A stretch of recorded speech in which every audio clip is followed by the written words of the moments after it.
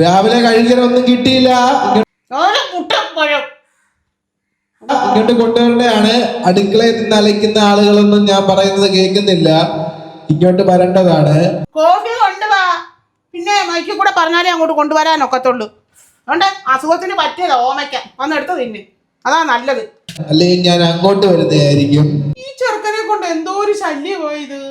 നേരം വെളുത്തോണ്ട് ഒരു മൈക്കും എടുത്ത് വെച്ചോണ്ട് അങ്ങ് തുടങ്ങി. അങ്ങ് എന്താ വാന്ന ഇവൻ ആരാ? ഇവനാ അനൗൺസ്മെന്റ് ചെയ്തോണ്ട് ആഹാരം കൊണ്ട് കൊടുക്കേണ്ടത്. രാവിലെ കഴിക്കാൻ കിട്ടാത്തതിന്റെ സങ്കടത്തിൽ ഞാൻ അടുക്കളയിലേക്ക് വരികയാണ്. ഇന്ന് എന്നെ അടുക്കളയിലുള്ളത് ഞാൻ തപ്പിയെടുക്കുന്നതായിരിക്കും. രാവിലെ ഒന്നും തരാത്തത് മോശമായി പോയി. അമ്മേ എന്റെ ഉണ്ണിക്കുട്ട ഇതും കൊണ്ട് ഉരുട്ടി ഇങ്ങ് അടുക്കളയിൽ വന്നോ? എനിക്കൊരു സമാധാനം എന്താ? ഇഡ്ഡലിയും സാമ്പാറും എല്ലാം ഇവിടെ ഇരിക്കുന്നു. വേണേ വന്ന് എടുത്ത് തിന്നു. എന്താ നിനക്ക് മൈക്കിൽ കൂടെ അങ്ങോട്ട് അനൗൺസ് ചെയ്താൽ സാധനം തരത്തുള്ളൂ? നീ എന്ത് ഇലക്ഷന് മത്സരിക്കാൻ പോന്നോ? രാവിലെ കഴിക്കാൻ ഇഡ്ഡലിയും സാമ്പാറും.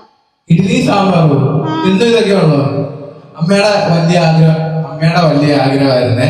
നമ്മള് മറ്റേ അമ്പലത്തിലൊക്കെ പോയിട്ട് ഈ കൂട്ടം തെറ്റി നിന്ന് തിരഞ്ഞു നിൽക്കുമ്പോ ഇങ്ങനെ വിളിച്ചു പറയുന്നത്. അത് നമുക്ക് വിളിച്ചു പറയാവേ.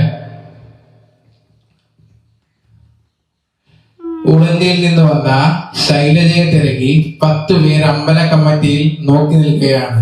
ശൈലജ എങ്ങും കറങ്ങി തിരിയാതെ കമ്മിറ്റി ഓഫീസിലേക്ക് ഇറങ്ങി വരേണ്ടതാണ്. 10 പേർക്ക് വഴിതെറ്റിയില്ല, അമ്മയ്ക്ക് മാത്രം വഴിതെറ്റി. എന്നിട്ട് അമ്മയുടെ കുറ്റവാർക്ക ഞങ്ങൾക്ക്. എന്താ അമ്മ മൈക്ക് കിട്ടിയ അമ്മ എന്താ പറയും? ഞാനെന്താ പറയാനാ?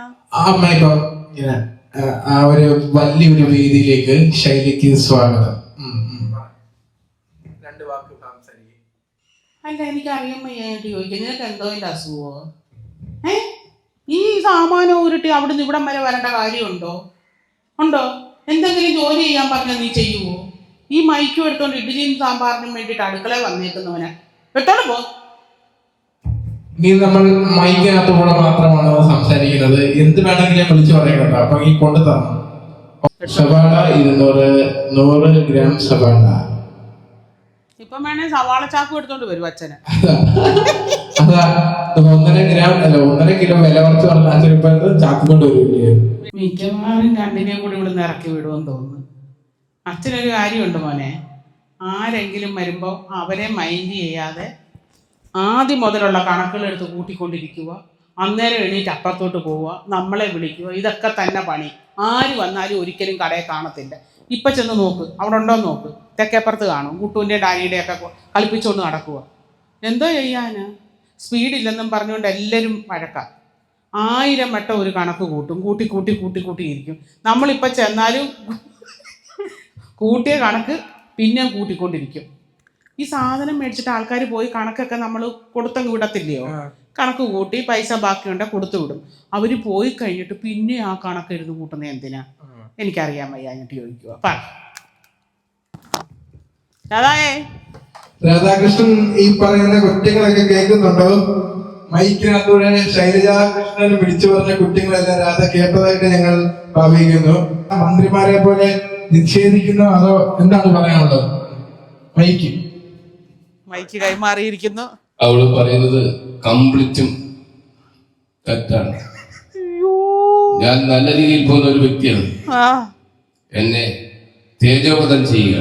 ആര് ഏത് സമയം നോക്കിയാലും എന്റെ കുറ്റം പറയാൻ മാത്രമേ ഉള്ളൂ സമയം. കേട്ടോ? ഞാൻ ആർക്ക് 500 രൂപ കൊടുത്തിട്ട് 600 രൂപ കൊടുത്തു? മെനങ്ങാതെ ലാലു എന്നെ വിളിച്ചേ അക്കെ എനിക്ക് 100 രൂപ ഇനിയും തരാനുണ്ടെന്നും പറഞ്ഞുകൊണ്ട് 30 രൂപ കൊടുത്തു വിട്ട്.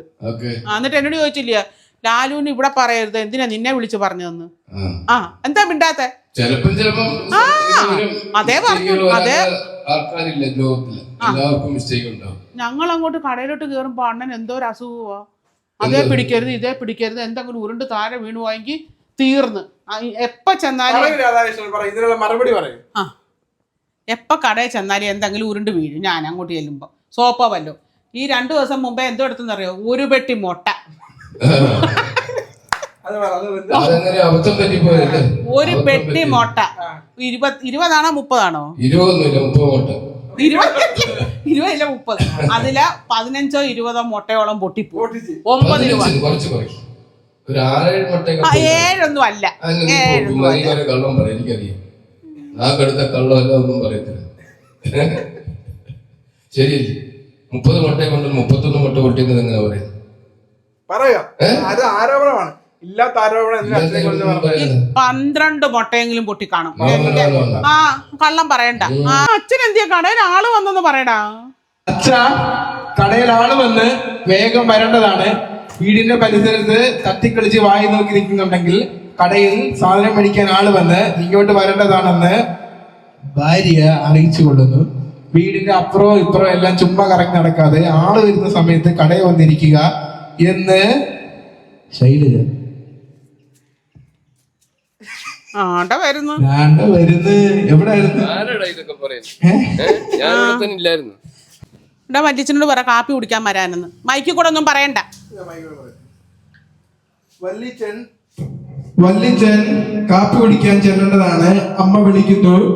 വല്യച്ഛൻ കാപ്പി കുടിക്കാൻ ചെല്ലേണ്ടതാണ്. അടുക്കളയ്ക്ക് സാധനം ക്ഷണിച്ചു കൊടുക്കും. ഇതിനൊക്കെ എന്തോ അസുഖം. ഇപ്പൊ അച്ഛനും തുടങ്ങിയോ ഇത്? എന്നാ വല്യച്ഛനോട് അമ്മയ്ക്ക് അങ്ങോട്ട് കൊടുക്കും. വല്യച്ഛൻ അടുക്കളയിലേക്ക് ചെല്ലേണ്ടതാണെന്ന് അമ്മ പിച്ചാത്തി കാണിച്ച് വിരട്ടിക്കിട്ട് പറയുന്നു.